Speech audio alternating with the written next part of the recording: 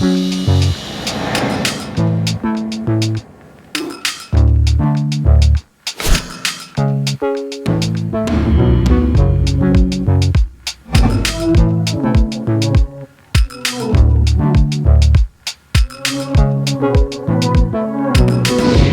and welcome to this first video of my new workshop series.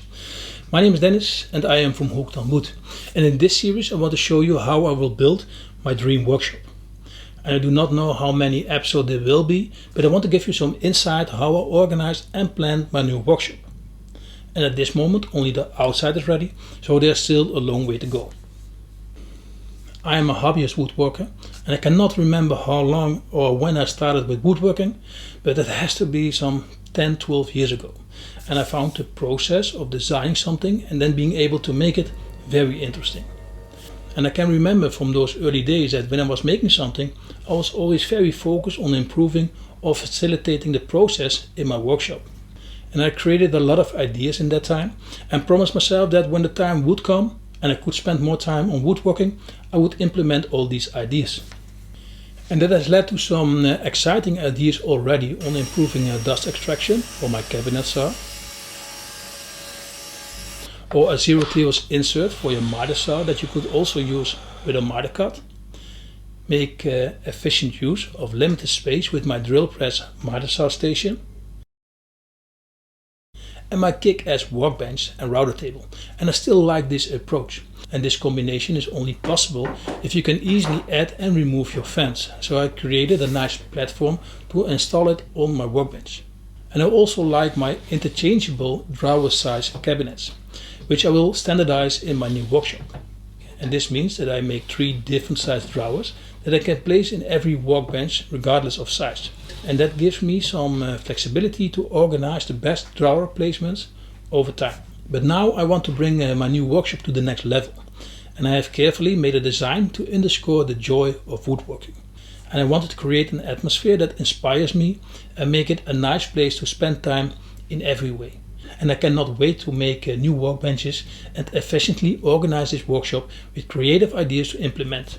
And this video series will be about this process to make it my ultimate workshop.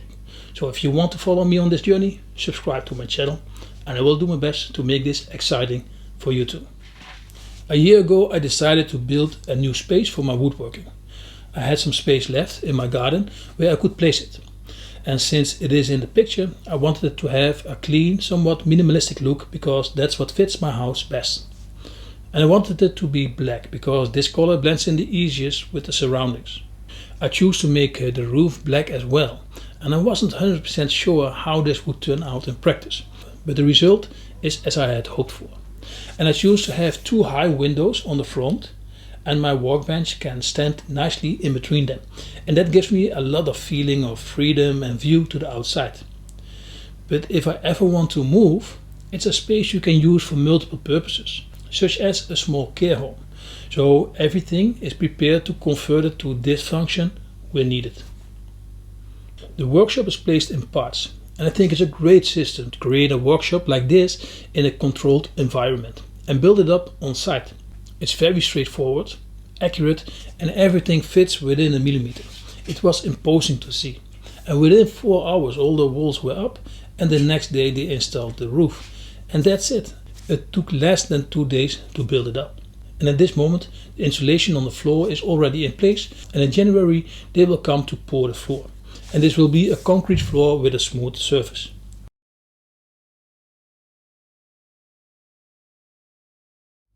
When I designed the workshop, I'm sorry to interrupt, but if you like this video, please subscribe to my channel. I would really appreciate that. I have a very interesting video series about very affordable woodworking tools from China Tools. And on my site you can find all episodes, but also a ranking among all the products I tested with direct links. So this way you can easily find which products are interesting to look at and which you can better avoid. So visit my website www.hookedonwood.online. You can find a link in the description of this video. When I designed the workshop, I started from the inside. So it took some time to figure out how to organize my workshop. I made so many different options, but ended up with this model. And my goal is to handle 2.5 meter long pieces without moving my machines. And with this setup, this is almost possible. My panel saw has a capacity of 250 centimeters with a slider, and I can handle a piece of 250 centimeters easily with my router in this setup. And this also counts for my drill press. My miter saw has more than enough capacity on the left side, and I can handle this length on my band saw as well.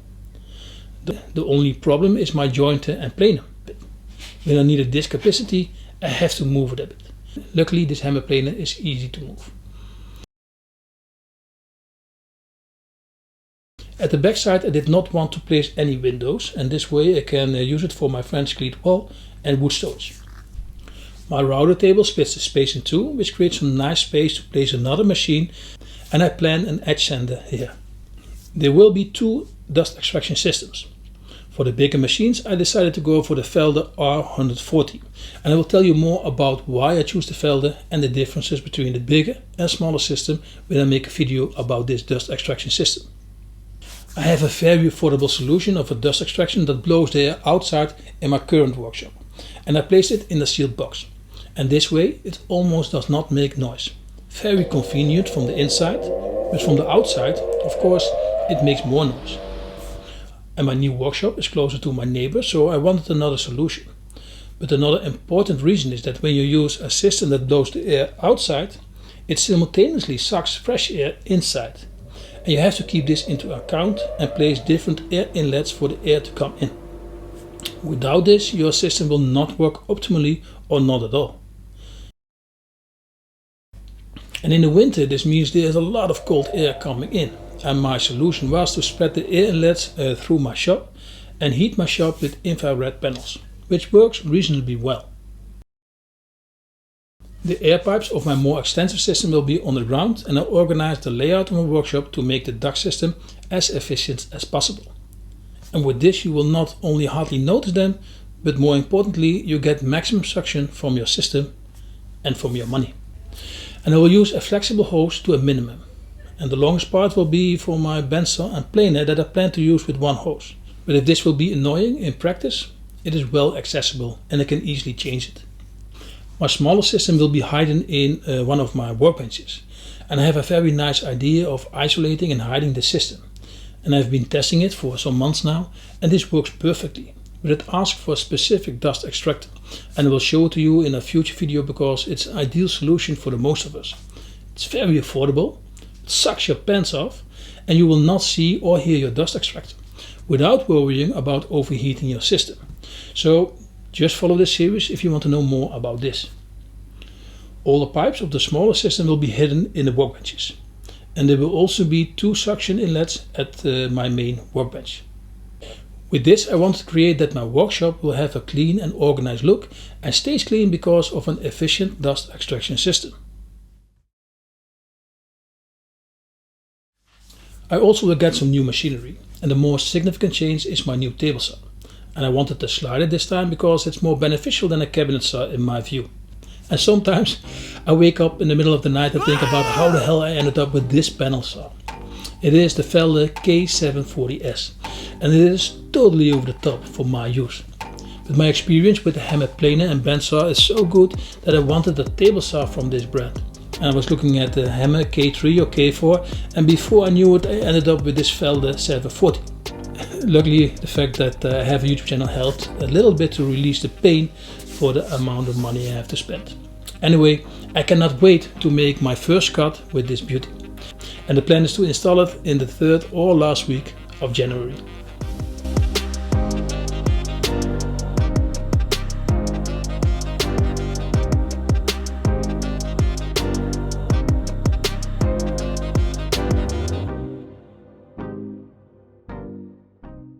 The machines I will keep are my hammer, jointer and planer and bandsaw.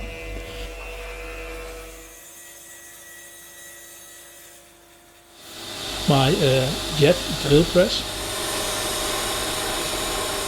and my Festool KS60. And I'm thinking about the Hammer 950 edge sander. But first I need some money in my wallet. The next thing I need to do is organize my electric wiring, and to do this I have divided my outlets into several groups, and I have considered the amount of power I can load on one group, and this is around 3.5 kilowatt for my 230 volt system and around 11 kilowatt for my 400 volt system.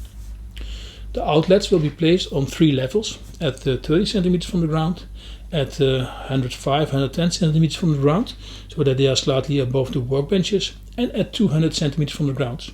And the last ones are for my air filter and for extra lights I need for my video shoots. Meanwhile, the main wires are installed under the insulation of the floor, and we will start installing the wiring soon in the walls. Well, that was it for this video. I hope the insight was interesting enough to follow this series. Because I do not know exactly when my next video will be online, it is best to hit the notification button so you are the first to know. And of course, this is my last video of 2021, and I want to thank all my viewers and subscribers for your support, comments and nice words. This motivated me the most to keep pushing myself to make the best of my videos. I wish you and your families all the best for 2022. Stay healthy and let's make the best of this year. I hope to see you again next year.